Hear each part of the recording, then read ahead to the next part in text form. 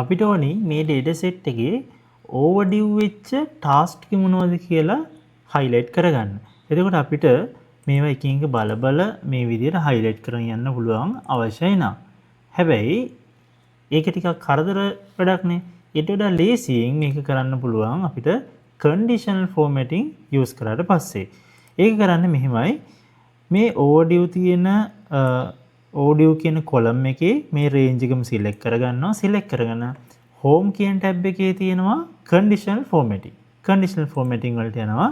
මෙතන new rule වලට යන්න. new rule වලට ගියාට පස්සේ මේ වගේ window එකක් open වෙනවා. මෙතන use a formula to determine which cells to format කියන option එකට යන්න. මෙතනට ගියාට පස්සේ මෙතන ඔයාලට formula එකක් ලියන්න කොටසක් එනවා.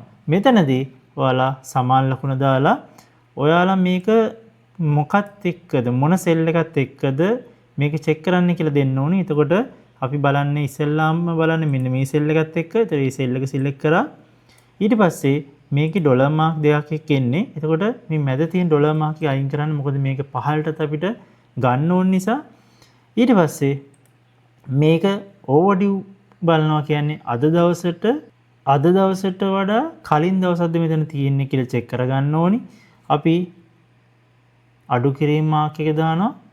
අඩු මාක් එක දාලා ඊට පස්සේ today කියන ෆන්ක්ෂන් එක මේ විදිහට ලියනවා. ලියලා අපි මේකට මොන විදිහටද මේක පෙන්වන්න ඕනි කියලා මොන කලර්ස් වලදී පෙන්වන්න ඕනි කියලා අපිට මෙතනදී කලර් එක සිලෙක්ට් කරගන්නවා. අපි මේ කලර් එක සිලෙක්ට් කරගමු. ෆොන්ට් එකත් අපි මේ වගේ දාගමු. ඊට පස්සේ fill color එක අපි මේ වගේ color එකක් දාගමු. ඕකේ කරමු. දැන් මේ බලන්න. මෙතන එනවා overdue වෙලා තියෙන task මොනවද කියලා. මේ විදිහට ඔයාලට conditional formatting වලින් ගොඩාක් දේවල් කරන්න පුළුවන්.